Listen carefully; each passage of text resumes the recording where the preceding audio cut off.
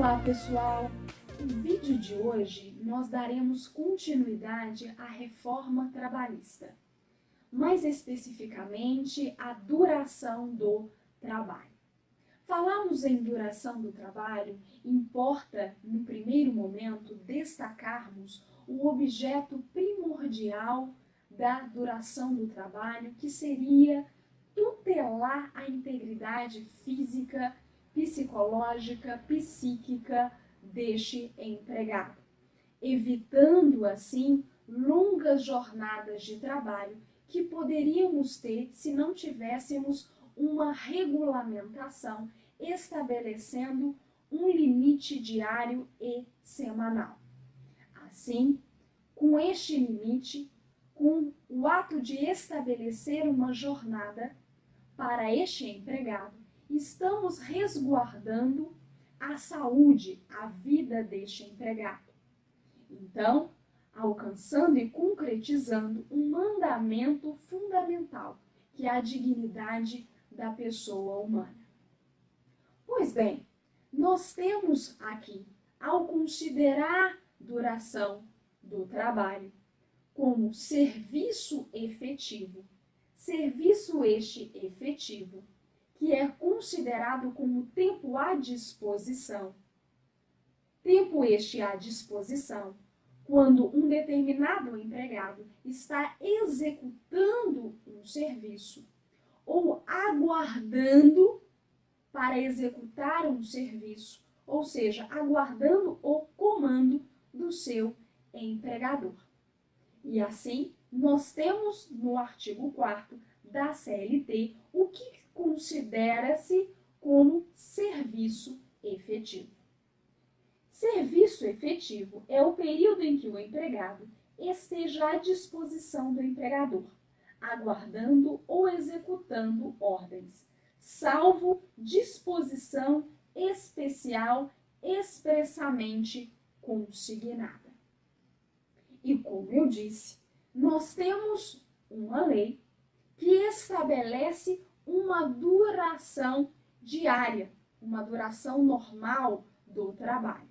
E essa duração normal do trabalho, com previsão na nossa Carta Maior, a Constituição Federal, no seu artigo 7º, o inciso 13, nos diz que uma jornada normal é aquela, então, onde um empregado labora por 8 horas diárias e 44 semanal, avançando na sua proteção, porque antes da Constituição de 88, a sua duração semanal era de 48 e não de 44. E assim nós tivemos uma redução de 4 horas. É importante também destacarmos que para algumas profissões, para algumas categorias, temos uma flexibilização dessa jornada normal de trabalho para a proteção deste empregado.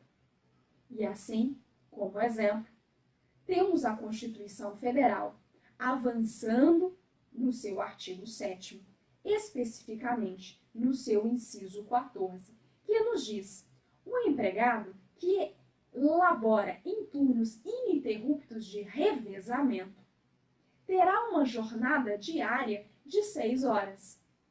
Mas essa jornada, ela pode ultrapassar 6 horas, laborando por 8. Mas laborará por 8 horas tão somente se tivermos um acordo ou convenção coletiva. Também poderia destacar o bancário, uma categoria diferenciada, onde a sua jornada diária é de 6 horas e 30 semanal. Então, 6 horas diária e 30 semanal. A telefonista, uma outra categoria, a mesma tem uma jornada diária de 6 horas e 36 horas semanais. Agora, é importante questionarmos: será que eu posso considerar como tempo à disposição do empregador. Este empregado, que está nas dependências do empregador, aguardando findar uma chuva e, por isso, ele continua na empresa, ou poderia considerar como tempo à disposição do empregador. E quando eu considero como tempo à disposição, estou aqui a contabilizar a sua jornada diária, posso assim considerar o tempo de lazer, tempo este de lazer exercido nas dependências da empresa. Por exemplo, a empresa aqui tem uma mesa de sinuca, né? Esse tempo será considerado como tempo à disposição? Posso também questionar o momento que ele coloca o uniforme, que ele troca o uniforme, um momento de higienização, um momento de alimentação, um momento de estudo. Posso considerar como tempo à disposição do empregador? Mesmo aqui, se eu considerar que este estava aguardando a chuva passar para ir embora, e se eu considero o lazer nas dependências da empresa um momento também da alimentação, um momento do descanso, um momento da troca de uniforme, um momento aqui de higienização pessoal, não considerando como tempo à disposição, porque a reforma trabalhista expressamente estabelece que não será considerado como tempo à disposição, mesmo que em tais situações que eu acabo de mencionar, ultrapassar aquele limite de 5 minutos entre o início e o final da jornada, que totalizando 10 minutos. Lembre-se daquilo que nós já sabemos, que não será retirado do empregado e nem computado como hora extra os 5 minutos que este empregado atrasa, ou 5 minutos que ele ultrapassa a sua jornada, ou que ele começa a sua jornada mais cedo, e no total 10 minutos? Pois bem, aqui agora nos serve para nós destacarmos estas atividades exercidas pelo empregado nas dependências da empresa, não considerando como tempo à disposição. E agora faço a leitura. Parágrafo 2º, artigo 4º. Não se considera tempo à disposição do empregador e não será computado como período extraordinário, o que exceder a jornada normal, ainda que ultrapasse o limite de 5 minutos previstos no parágrafo 1º do artigo 58, quando o empregado, por escolha própria, buscar proteção pessoal, em caso de insegurança nas vias públicas ou más condições climáticas, bem como adentrar ou permanecer nas dependências da empresa para exercer atividades particulares, entre outras. E agora vamos destacar essas atividades: práticas religiosas, descanso, lazer, estudo, alimentação, atividade de relacionamento pessoal, higiene pessoal, troca ou roupa de uniforme. E aí, eu faço agora alguns questionamentos. Dentre eles, vamos pensar comigo um determinado empregado que, ao final da sua jornada de trabalho, permanece nas dependências da empresa, pois não consegue o mesmo sair pela tempestade lá fora. E para sua proteção, permanece nas dependências da empresa. Mas não permanece nas dependências da empresa simplesmente fazendo uma atividade que não está vinculada com a sua atividade de trabalho. Por quê? O que poderemos ter é o supervisor logo vê, questiona o porquê ele ali está e ele diz que está aguardando a chuva passar e o seu empregador então diz: já que você está aqui, poderia fazer uma atividade que eu já te pediria para ser executada amanhã? O que esse empregado dirá? Não, pois a minha jornada já findou? De forma alguma. Manda quem pode, obedece quem tem juízo. E ele exercerá essa atividade. Mas o que ele poderá fazer num futuro próximo para cobrar o excesso da jornada de trabalho? Ou ele não poderá cobrar o excesso de jornada de trabalho? Não poderá ser contabilizado como hora extraordinária? Vamos aguardar decisões judiciais a respeito deste tema. Se nós avançarmos aqui ainda neste parágrafo 2º, vamos identificar quando fala sobre atividade de relacionamento social, você, empregado, eu, na qualidade de empregada, como um costume, no período da tarde, pararmos um pouquinho para tomarmos aquele café. E ali nos deparamos, então, com um colega, encontramos um determinado colega de trabalho e conversamos um pouquinho com ele. Estamos exercendo um relacionamento social. Este período, como ficará? Será que o meu supervisor, o seu supervisor, ficará, então, te fiscalizando e, neste momento, para a contagem da sua jornada de trabalho?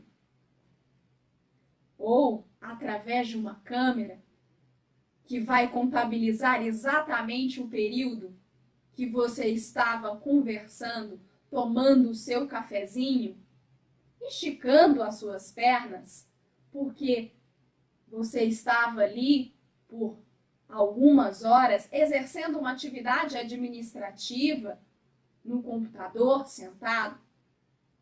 Vamos pensar também naquele dia que o seu colega de trabalho ou você mesmo está aniversariando. E por volta das 16 horas, vocês param um pouquinho para cantar parabéns, comer um bolinho, tomar um refrigerante. É considerado atividade de relacionamento social. Não considerado como tempo à disposição do empregador. Tema polêmico. Quando nós nos referimos à troca ou roupa, aqui, o uniforme, temos de nos questionar a partir da reforma trabalhista. A empresa obriga o empregado à troca de uniforme?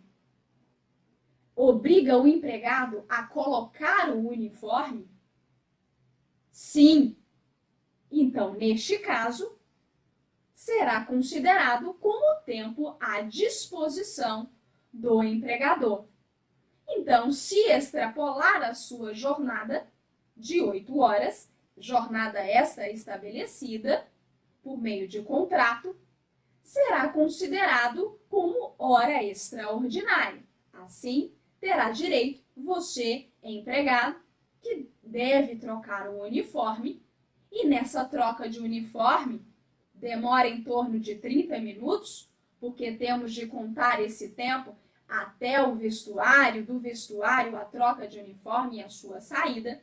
Então, esses 30 minutos você terá, então, como hora extra. Então, receberá a sua hora com um adicional de 50%. Mas tão somente neste caso, onde a empresa obriga você a usar o uniforme e retirá-lo na empresa. Passemos para um outro subtópico do tema maior duração do trabalho. Horas inetíneas.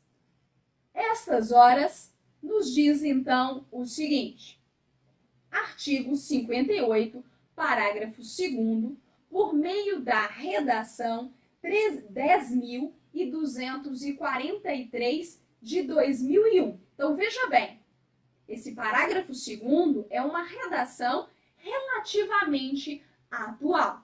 Então, poderemos, então, a partir daí, desconsiderar o que muitos falam, que a CLT está desatualizada, pois a mesma é de 1943.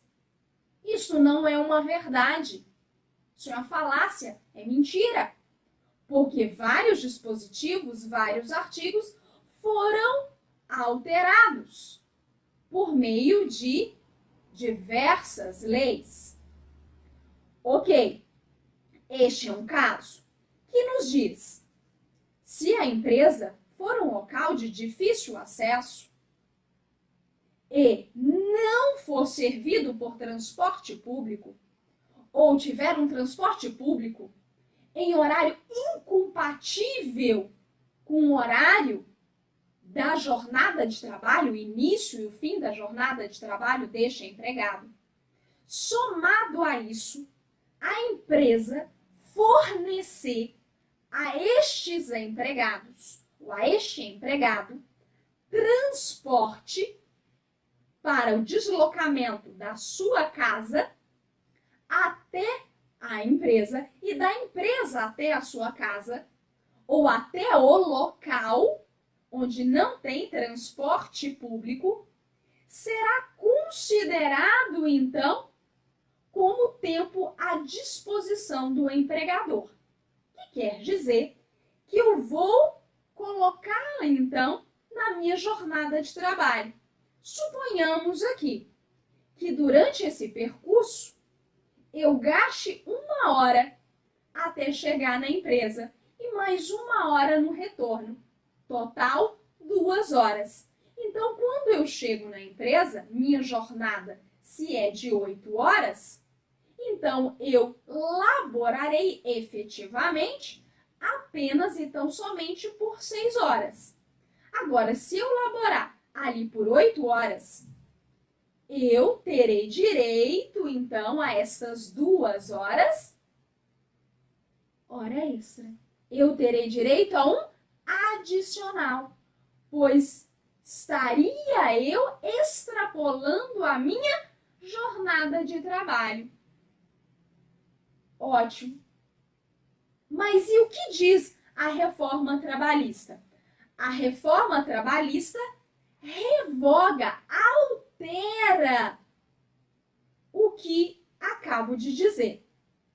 Parágrafo 2º da Lei 13.467 de 2017, que passará a vigor agora, em 11 de novembro de 2017. O tempo despendido pelo empregado, desde a sua residência até efetiva ocupação do posto de trabalho e para o seu retorno, caminhando ou por qualquer meio de transporte, inclusive ou fornecido pelo empregador, não será computado na jornada de trabalho, por não ser tempo à disposição do empregador.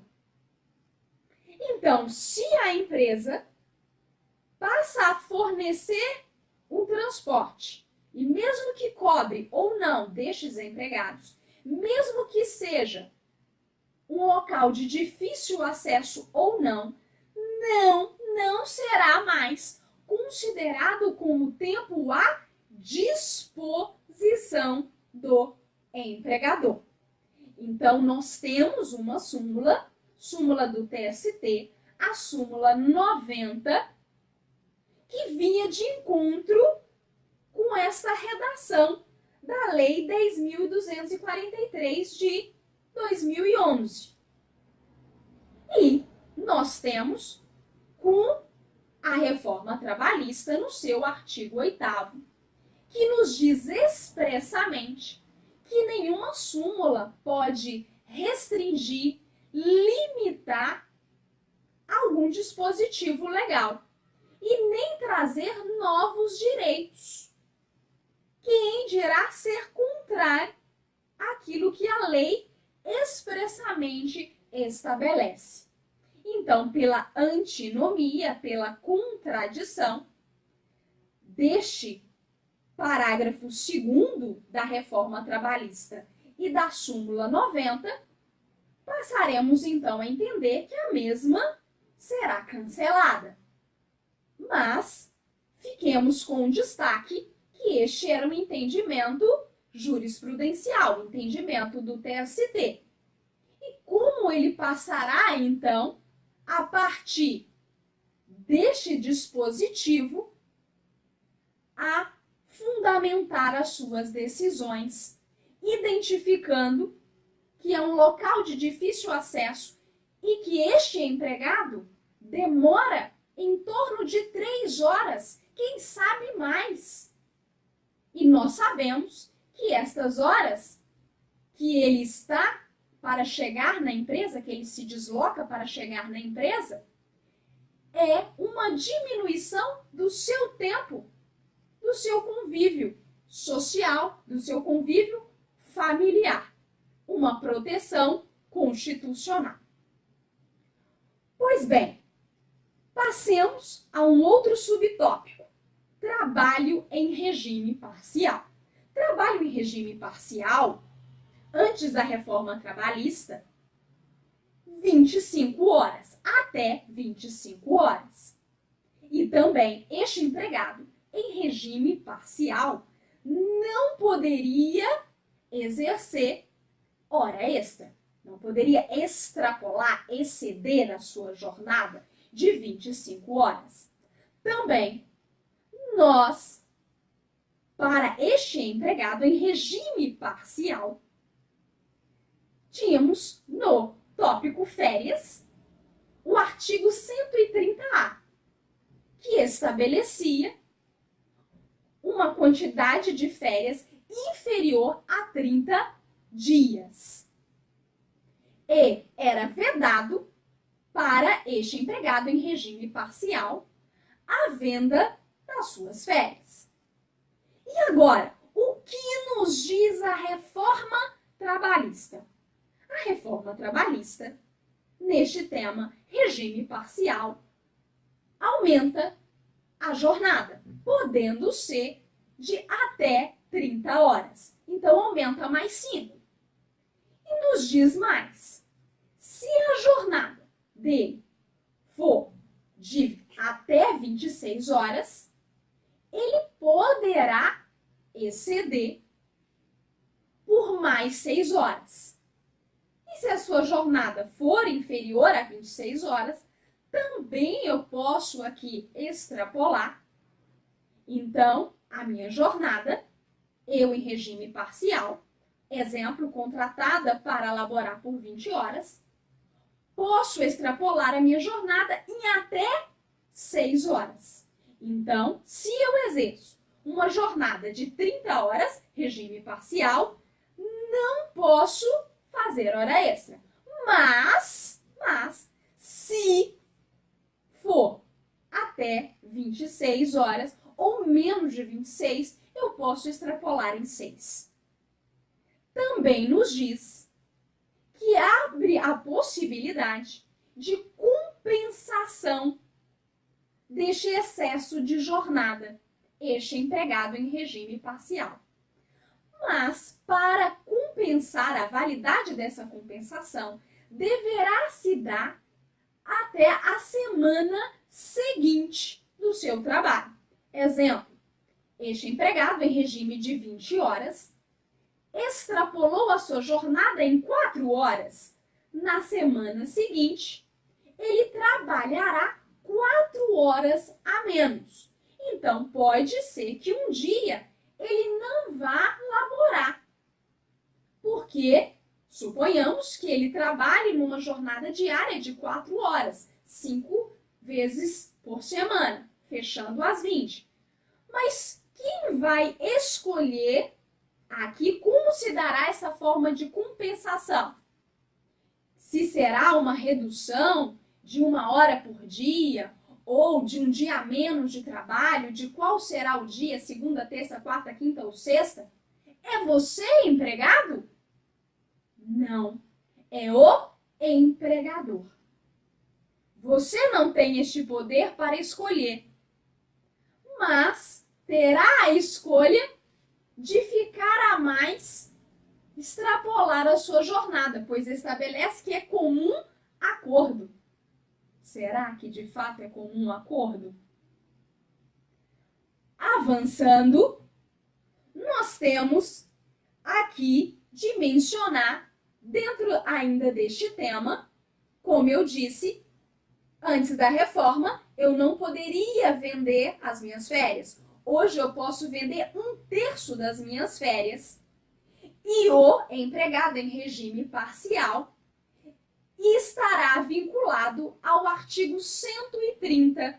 E o 130 fala sobre as férias. Quantidade de férias, 30 dias. Isso os senhores identificam no artigo 58A, parágrafo 3º, parágrafo 4º, 5º, 6º e 7º, que recomendo os senhores fazerem a leitura posteriormente. Um outro subtópico: prorrogação da jornada de trabalho. Importa destacarmos que a duração diária do empregado ela poderá ser acrescida de horas extras. E se este empregado vier a exercer horas extras, terá direito a uma remuneração de pelo menos 50% superior à sua hora normal. Mas a CLT, assim como agora falaremos sobre a reforma trabalhista, temos a possibilidade entre empregado e empregador, ou por meio de acordo ou convenção coletiva, estabelecer um acordo de compensação ou banco de horas. Também disse para os senhores que o regime de tempo parcial tem essa possibilidade de compensação da jornada de trabalho. Mas ainda temos essa possibilidade numa jornada normal de trabalho. Fazendo a devida diferenciação entre acordo de compensação e banco de horas, o acordo de compensação se dará de forma mais rápida, onde o empregado, por exemplo, labora numa jornada diária superior a 8 horas em um determinado dia e no dia seguinte o mesmo compensa, laborando menos de 8 horas, exemplo, 7 horas. Nesse regime de compensação, poderíamos compensar o sábado. Então, este empregado laboraria numa jornada superior a 8 horas para compensar o sábado as suas 4 horas, fechando na semana as 44 horas semanais. Este acordo de compensação, ele poderá ser por um acordo escrito pelas partes empregado e empregador ou por meio de acordo ou convenção coletiva. É o que temos como entendimento de forma interpretativa, conforme estabelece a Constituição Federal no seu artigo 7º, inciso 3º. E esta interpretação foi dada pelo Poder Judiciário por meio da súmula 85 do TST. Pois bem, a reforma trabalhista veio nessa linha, estabelecendo novamente que o acordo de compensação poderá se dar por acordo individual entre as partes, mas também estabelece que poderá ser por acordo escrito ou tácito, não mais apenas por um acordo escrito. Avançando, a reforma trabalhista também estabelece para nós que, por mais que tenhamos um acordo de compensação de jornada de trabalho e a mesma não for respeitada, onde o empregado passa a laborar numa jornada a mais do que aquela previamente estabelecida, ou seja, exercendo hora extra, não invalidará o acordo de compensação de jornada de trabalho. Uma antinomia, uma contradição à interpretação dada pelo Tribunal Superior do Trabalho.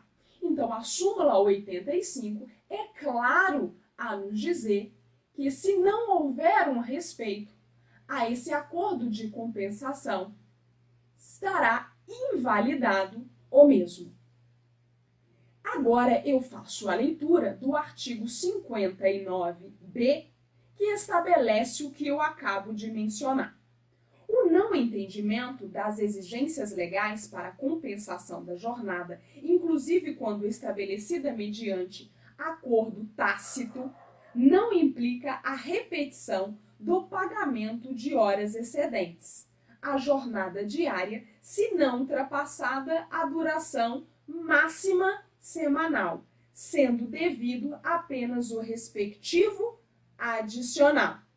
Então, diz para nós o seguinte: se ele extrapola a jornada previamente estabelecida, a sua jornada diária previamente estabelecida, mas ao final da semana ele compensa e vai de encontro com um acordo de compensação, não há de falar em invalidação deste acordo de compensação.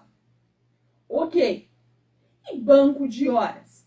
Banco de horas, temos então agora de entendermos que, por meio da reforma, de forma divergente à súmula 85 do TST, também teremos a possibilidade de termos simplesmente um acordo individual entre empregado e empregador, não mais necessitando da participação do sindicato por meio de acordo ou convenção coletiva.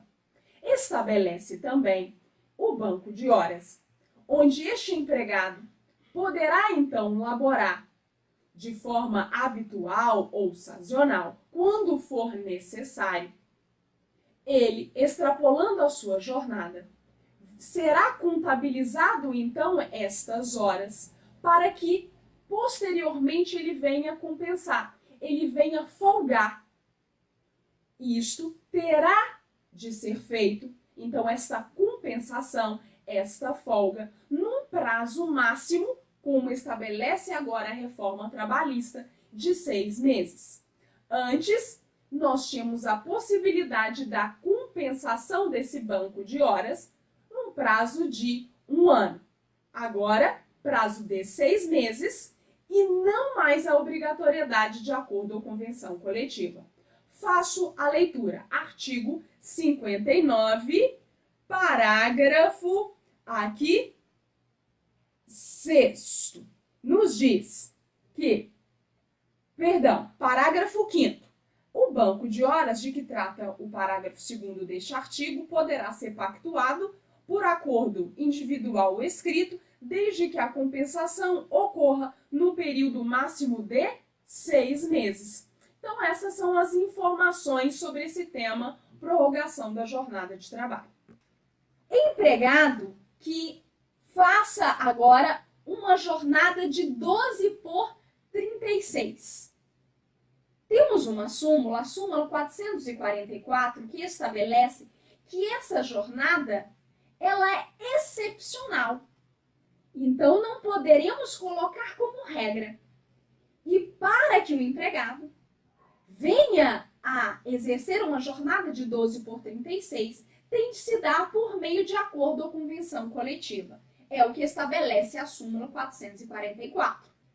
Já a reforma trabalhista altera este entendimento do Tribunal Superior do Trabalho e nos diz que essa jornada de 12 por 36 poderá ser acordado entre empregado e empregador.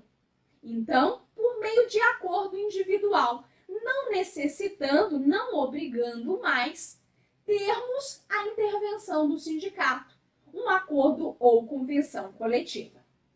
E assim eu faço a leitura. Artigo 59A. Nos diz, em exceção ao disposto do artigo 59 dessa consolidação, é facultado às partes, mediante acordo individual escrito, convenção coletiva ou acordo coletivo de trabalho, estabelecer horário de trabalho de 12 horas seguidas por 36, ininterruptas de descanso, observados ou indenizados ou intervalos para repouso e alimentação. Parágrafo único. A remuneração mensal pactuada pelo horário previsto no caput abrange os pagamentos devidos pelo descanso semanal remunerado e pelo descanso em feriados, que antes a súmula estabelecia que o trabalho em feriado era o pagamento em dobro. Pois bem, aqui não mais. E serão considerados compensados os feriados e as prorrogações de trabalho noturno. Ok. Avançando aqui, nós temos também de identificarmos que essa jornada de 12 por 36 não precisa previamente de uma autorização de uma autoridade pública se estiver exercendo uma atividade insalubre ou perigosa, que nós temos como regra geral no artigo 60 da CLT. O que passou pela mente do legislador ao estabelecer essa exceção de uma prévia autorização, conforme descreve o caput do artigo 60. Fica aí a dúvida, o questionamento do que este legislador pensou a respeito. Pois bem, avançando, temos então de identificar o intervalo intra-jornada, o intervalo para o almoço. Intervalo para o almoço, este que agora, se for suprimido em parte, será pago apenas a parte suprimida e sendo considerada como natureza indenizatória, não mais como natureza salarial. E antes, nós tínhamos então o entendimento seguinte: se eu suprimir em parte, terá direito ele à totalidade daquela hora. Exemplo, 1 hora de intervalo para o almoço, suprimida apenas meia hora, teria direito a ele aos 60 minutos, com um adicional de 50%. Agora não mais. Se eu suprimir 30 minutos, é apenas esses 30 minutos que será pagos, não considerando mais como natureza salarial. Ok. E o último tópico deste tema maior duração do trabalho, importa destacarmos o teletrabalhador. Teletrabalhador que tem previsão legal no artigo 6º, que veio a ser adicionado por meio da redação 12.551 de 2011. Então, recente aqui para nós. E nos diz, então, o artigo 6º, que o teletrabalhador terá os mesmos direitos, as mesmas condições que o empregado comum. Mas e o que nos diz a reforma trabalhista? A reforma trabalhista diz para nós que agora o teletrabalhador não estará mais no capítulo duração do trabalho. Temos o artigo 62 da CLT, que fala para nós quais são os empregados que não estão sobre esse regime de duração de trabalho. Dentre eles, nos diz que o empregado em cargo de confiança, esse empregado que recebe um adicional de 40%. Agora, este teletrabalhador que não estará sobre a jornada de trabalho e assim não terá direito de exigir hora extra, terá esse adicional? Não, ele não é um cargo de confiança, a princípio, mas poderá laborar numa jornada, quem sabe, de 10 horas, uma vez que não estará submetido a nenhum tipo de controle por parte do empregador. Ele poderá, quem sabe, laborar em horário noturno, mas sem receber adicional noturno. É o que nos diz o artigo 62, o seu inciso 3º, quando estabelece que os empregados em regime de teletrabalho não estarão abrangidos pelo regime previsto neste capítulo. Qual o capítulo? Da duração do trabalho. Então, estas foram as mudanças e as inclusões por meio da reforma trabalhista a este tema maior duração do trabalho. Nós ficaremos aqui no próximo vídeo, nós daremos continuidade ao tema reforma trabalhista, com novos tópicos. Agradeço a atenção dos senhores e até um próximo vídeo.